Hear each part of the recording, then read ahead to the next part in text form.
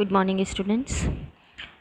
हम online lectures की श्रृंखला में मैक्रो इकोनॉमिक्स के यूनिट सेकंड स्टार्ट कर चुके थे और उनमें हम डिस्कस कर रहे थे कि किस प्रकार से प्रतिष्ठित अर्थशास्त्रियों ने आय, रोजगार एवं उत्पादन का सिद्धांत प्रस्तुत किया है।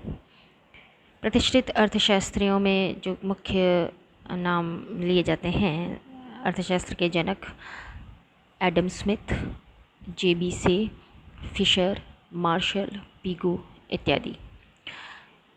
प्रतिष्ठित अर्थशास्त्रियों की क्या मान्यताएं रही हैं? जेबी से के नियम की मान्यताएं भी हम कह सकते हैं कि एक automatic price mechanism free market में एग्जिस्ट करता है, यानी स्वतंत्र बाजार में स्वचालित मूल्य यंत्र कार्य करता है, ऐसा प्रतिष्ठित अर्थशास्त्रियों का मानना है। और मजदूरी और कीमतों में एक प्रकार की नम्यता होती है जो कि दीर्घकाल में अर्थव्यवस्था को सदैव पूर्ण रोजगार पर बनाए रखती है। और यदि अल्पकाल के लिए किसी प्रकार का असंतुलन हो भी जाए, यानी कि अर्थव्यवस्था में बेरोजगारी या अति उत्पादन की समस्या हो भी जाए, तब भी किसी प्रकार का कोई हस्तक्षेप या पॉलिसी इंटरवेंशन की आवश्यकता नहीं है। अर्थव्यवस्था स्वतः ही मूल्य यंत्र के माध्यम से, यानी ऑटोमेटिक प्राइस मैकेनिज़्म जो कि स्वतंत्र बाजार की मान्यता के साथ कार्य करता है, अपने आप पूर्ण रोजगार पर अर्थव्यवस्था स्वतः ही पहुंच जाएगी। अब हम देख रहे हैं कि क्लासिकल सिद्धांत में मुद्रा तथा कीमतों के बारे में उनका क्या विचार था, साथ ही ब्याज की दर और मजदूरी निर्धारण पर क्लासिकल अर्थशास्त्रियों ने क्या व्याख्या प्रस्तुत की है, उसे हम आज देखेंगे। तो क्लासिकल सिद्धांत में सबसे पहले हम देख रहे हैं मुद्रा एवं कीमतें, यानी कि money and prices in classical theory. उनके अनुसार, यानी कि जो प्रतिष्ठित अर्थशास्त्री हुए हैं, उन्होंने मुद्रा को केवल विनिमय का माध्यम और मूल्य का मापक माना है। It's a measure of value and medium of exchange, that's it. अतः मुद्रा की मात्रा या पूर्ति में होने वाला परिवर्तन केवल कीमत स्तर को प्रभावित करता है, जबकि अर्थव्यवस्था में वास्तविक आय, यानी कि real income, rate of interest या जो भी इकोनॉमिक एक्टिविटीज़ हैं, उनके वास्तविक स्तर पर मुद्रा का कोई प्रभाव नहीं होता है। अगर इसे हम और भी समझना चाहें तो क्लासिकल इकोनॉमिस्ट ने इसे हम अगर एक शब्द में समझना चाहें तो उन्होंने मुद्रा की तटस्थता की धारणा का प्रतिपादन किया है, राइट। न्यूट्रलिटी ऑफ मनी, यानी कि मुद्रा की तटस्थता, यानी कि मुद्रा की मात्रा केवल और केवल कीमत स्तर को प्रभावित कर सकती है। वास्तविक आय, ब्याज दर, उत्पादन, विभिन्न प्रकार की आर्थिक क्रियाओं पर इसका कोई प्रभाव नहीं पड़ता है। इस प्रकार क्लासिकल इकोनॉमिस्ट ने उत्पादन, रोजगार, वास्तविक आय को प्रभावित करने में चूँकि मुद्रा का कोई प्रभाव ही नहीं है, मुद्रा तटस्थ है, इसलिए मौद्रिक नीति की भूमिका को भी नकार दिया।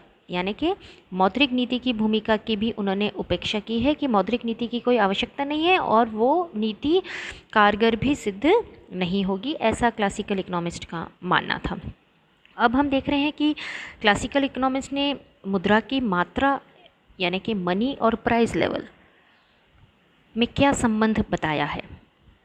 तो उनमें भी जो जेबी से या जो फिशर नाम के जो इकोनॉमिस्ट हुए हैं प्रतिष्ठित अर्थशास्त्री, उन्होंने मुद्रा परिमाण सिद्धांत के द्वारा मुद्रा और कीमत में संबंध को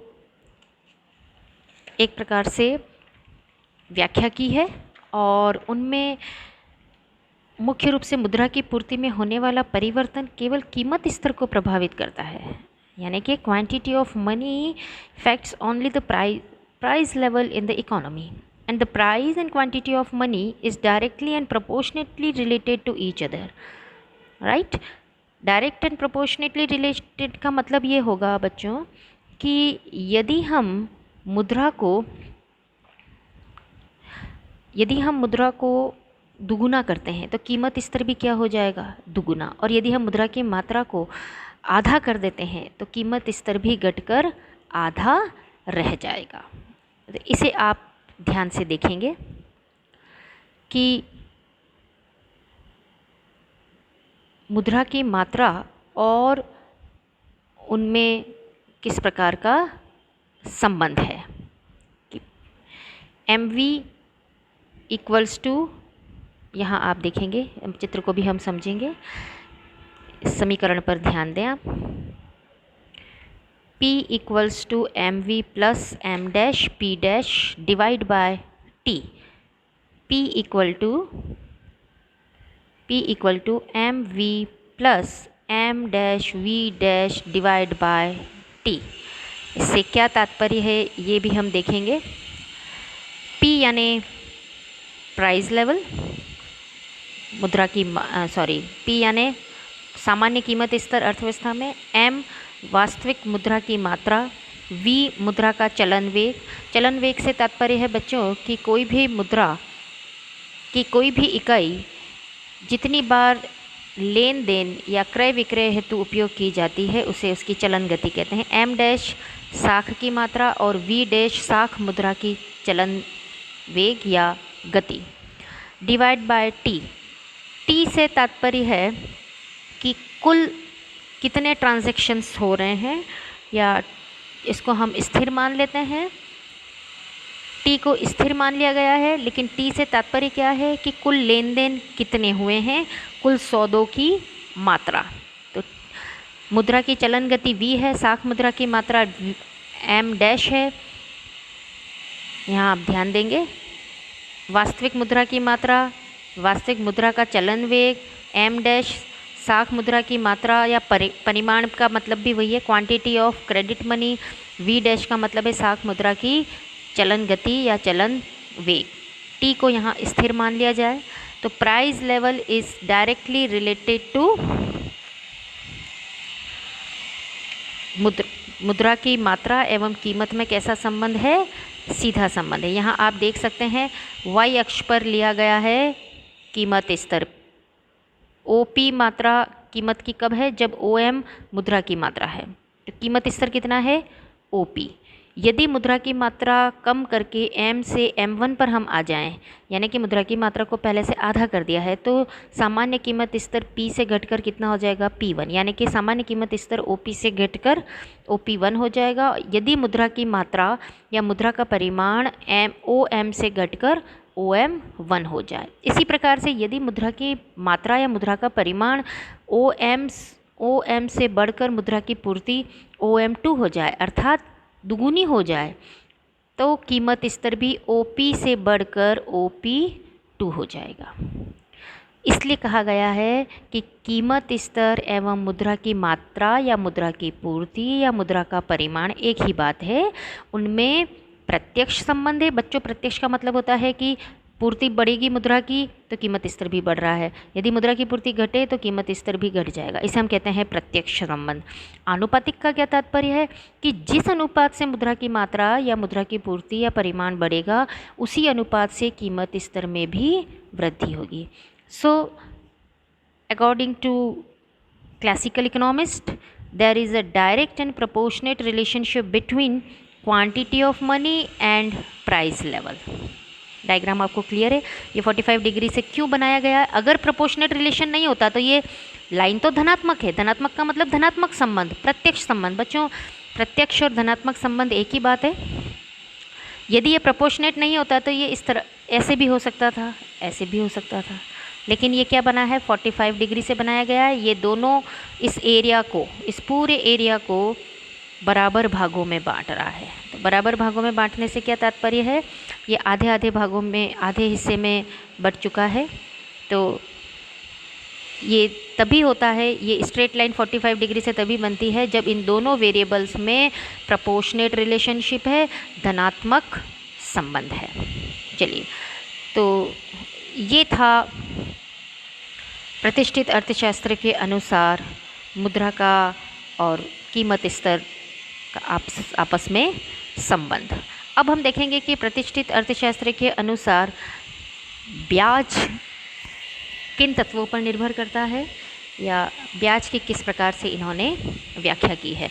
प्रतिष्ठित सिद्धांत के अनुसार ब्याज को पूंजी का प्रतिफल माना जाता है। किसका प्रतिफल माना गया है? It is a return on capital. बचत तथा निवेशों में साम्य स्थापना का कार्य भी ब्याज दर ही करती है, यानी कि अर्थव्यवस्था में संपूर्ण अर्थव्यवस्था में बचत एवं निवेश में साम्य या संतुलन कौन स्थापित करता है? ब्याज दर। अब हम देख रहे हैं कि विभिन्न समीकरणों के द्वारा हम समझ सकते हैं कि पहले आप देखिएगा इसे फर्स्ट इक्वेशन जो प्रतिष्ठित अर्थशास्त्री ने दिया है कि S equals to function of R, S equal to function of R। बचत किसका फलन है? बचत ब्याज दरों का फलन है और ब्याज दर का भी धनात्मक फलन है। धनात्मक से क्या तात्पर्य है? यदि ब्याज दरें बढ़ती है तो लोग ज़्यादा बचत के लिए प्रेरित होते हैं, अधिक बचत करते हैं और अर्थव्यवस्था में बचत का स्तर बढ़ जाता है। और यदि ब्याज दरें घटती हैं, यानी कि जो रिटर्न है आपकी बचतों पर, जो प्रतिफल प्राप्त हो रहा है ब्याज दर, यदि वो ब्याज दरें कम है तो बचत भी हतोत्साहित होगी और अर्थव्यवस्था में संपूर्ण जो बचत स्तर है वो पहले से कम हो जाएगा। नेक्स्ट है I equals to a negative function of R। G जो लगाया है, G फॉर नेगेटिव, यानी कि जो निवेश है, I का से क्या तात्पर्य यहाँ? निवेश। Investment is the negative function of rate of interest. निवेश ब्याज दर का ऋणात्मक फलन है। आप फिर से ध्यान देंगे कि बचत तो ब्याज दरों का धनात्मक फलन है, जबकि निवेश ब्याज दरों का ऋणात्मक फलन है। ये दोनों विपरीत दिशाओं में चल रहे हैं। और तीसरा जो आपका समीकरण है वो ये बता रहा है कि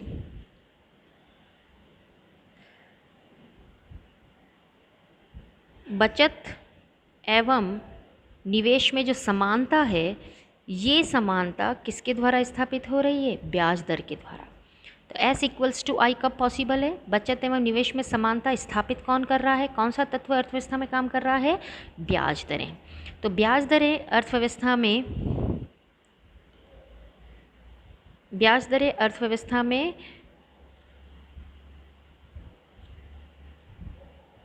बचतों को निर्धारित करती हैं, बचत को धनात्मक रूप से प्रभावित करती हैं, जबकि जो निवेश करता है चूँकि वो उधार लेते हैं तो बचत उनके लिए क्या है? ब्याज दर क्या है? लागत है। तो यदि लागतें बढ़ती हैं तो निवेश हतोत्साहित होता है, अर्थात ब्याज दरों के बढ़ने पर निवेश घटेगा और ब्याज दरों के घटने पर निवेश प्रोत्साहित होगा। इस प्रकार से निवेश ब्याज दर का ऋणात्मक फलन हुआ क्योंकि वो निवेशकर्ताओं के लिए लागत है। इसी प्रकार से बचतों को ब्याज दर धनात्मक रूप से प्रभावित करती है क्योंकि बचतकर्ता अपनी बचतों पर ब्याज प्राप्त करता है। एक तरह का उनके लिए ये अर्निंग है। और बचत और निवेश में समानता ब्याज दरों के द्वारा निर्धारित होती है। तो इस प्रकार से क्लासिकल इकोनॉमिस्ट जो हुए हैं उन्होंने ब्याज दरों को बचत एवं निवेश में समानता स्थापित करने वाला साधन माना है। Now next is wage rate in classical system या क्लासिकल प्रणाली में मजदूरी दरें। आप देख सकते हैं इन्हें DL equal to function of W upon P। इससे क्या तात्पर्य है कि अर्थव्यवस्था में श्रम की जो मांग है, अर्थव्यवस्था में श्रम की मांग, DL से क्या तात्पर्य है? Demand for labour. श्रम की मांग वास्तविक मजदूरी का ऋणात्मक फलन है। बच्चों W अपॉन P जो ये दिया हुआ है, हमने क्या दिया है? W upon P। W upon P से तात्पर्य है